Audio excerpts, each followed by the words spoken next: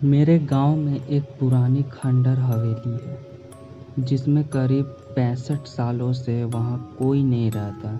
ये बात मुझे मेरे गांव के दोस्तों ने बताया। जब वे बात मुझे पता चली तो मेरे मन करने लगा कि मैं एक बार उस हवेली को देख आऊं। मुझे ऐसी जगहों पर जाना, उसके बारे में जानना मुझे बहुत अच्छा लगता है। फिर एक दिन मैं अपने दोस्तों के साथ वहां जाने का प्लान बनाता हूं और उस खंडर हवेली में के सामने पहुंच जाता हूं। वह दूर दूर तक कोई आता और ना कोई जाता। मैंने जब ये बात अपने दोस्तों से पूछा कि यहाँ अगल बगल कोई रहता क्यों नहीं, बल्कि लोग इस रास्ते भी आना नहीं चाहते, ऐसा क्यों, तो मेरे दोस्तों ने बताया ये हवेली सिर्फ पुरानी और खंडर नहीं है, बल्कि ये हवेली एक शापित हवेली है। मैं बोला, ऐसे तुम इस पर यकीन कैसे कर लेते हो? मेरे दोस्तों ने ये कहा, पूरे गांव का यही मानना है। इसके बारे में एक बहुत पुरानी और सच्ची घटना मैं आज तुम्हें बताता हूँ। मेरे मन में इसके बारे में जानने की बहुत सी ख्याल आई। मैंने पूछा, क्या है इसके पीछे की कहानी, क्या है? तब उन्होंने मुझे, मेरे दोस्तों ने ये बात बताया और इस तरह शुरू किया कि आज से करीब 65 साल पहले इस हवेली में मालिक बहुत बड़े जमींदार हुआ करते थे। उसकी एक पत्नी भी थी जो बहुत सुंदर, और उसका नाम सुलेखा था।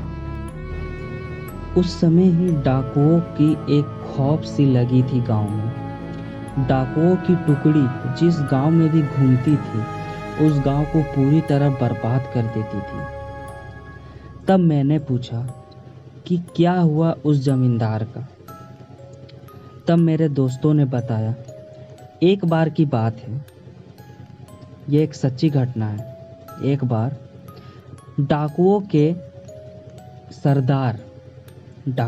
सरदार ने जमींदार के धन और संपत्ति को हड़पना चाहा, जिसके बाद जमींदार के घर डकैती डालने का सोचा डाकू ने। इस पर सभी डाकुओं ने हाँ कर दिया।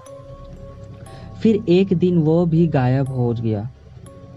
जमींदार ने कभी सोचा भी नहीं होगा। डाकुओं ने एक दिन जमींदार की हवेली पर रात में डकैती मार दी। जमींदार ने भी अपनी सुरक्षा के लिए पहले से ही कुछ सिपाही और नौकर रखे हुए थे, जो डाकुओं के हवेली पर आने पर उससे लड़ पाए। क्योंकि जमींदार के सिपाही और नौकर बहुत कम और साधारण हथियार के साथ थे, वहीं डाकुओं की संख्या बहुत ज्यादा थी और अच्छे हथियार के साथ लैस थे, जिसकी वजह से जमींदार के सिपाहियों और नौकरों को कुछ ही देर में मार डाला।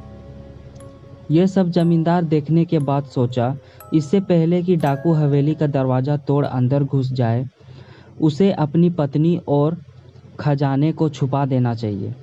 फिर उसने उस खजाने को एक हवेली में ही छुपा दिया और अपने पत्नी को एक कमरे के अंदर एक ऐसी खुफिया कमरे में छुपा दिया।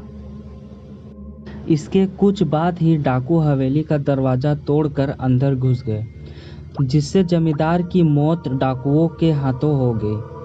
पर जमींदार ने मरते मरते अपने खजाने का पता उन डाकुओं को नहीं बताया। डाकुओं ने खजाने को बहुत खोजा पर वो नहीं मिली। फिर डाकू वहां से हवेली की कीमती सामानें लेकर वहां से चले गए। फिर मैंने पूछा, जमींदार की पत्नी का क्या हुआ?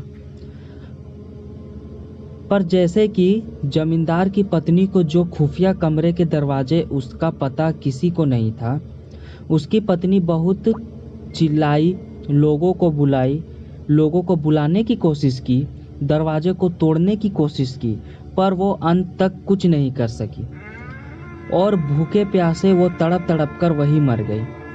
उसके मरने के बाद लाश के बदबू से लोग हवेली में गए और कहा जाता है कि आज भी वो अपनी पति का इंतज़ार उसी कमरे में करती है कि उसका पति कभी तो आएगा, उसे उसके कमरे से आज़ाद करेगा।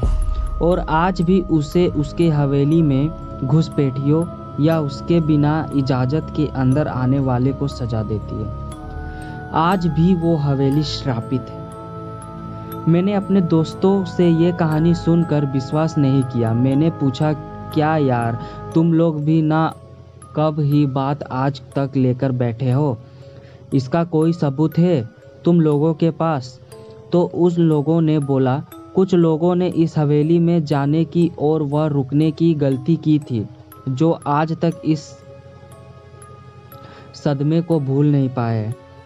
मैं पूछा, ऐसा क्या हुआ था उन लोगों के साथ इस हवेली में?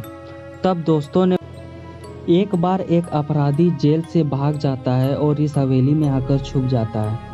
उसके बाद कोई कुछ नहीं जानता कि उस हवेली में उसके साथ क्या हुआ था।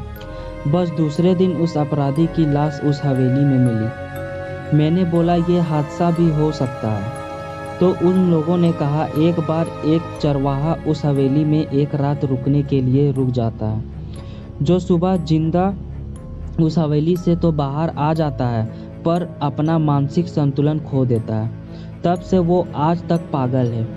ये सब बातें सुनकर मेरी हिम्मत नहीं हुई उस हवेली के अंदर जाने की। इसलिए हम लोग वहाँ से घर चले आए और दोबारा फिर मैं कभी उस हवेली को देखने नहीं गया। सो ये थी आज की हमारी हॉरर स्टोरी।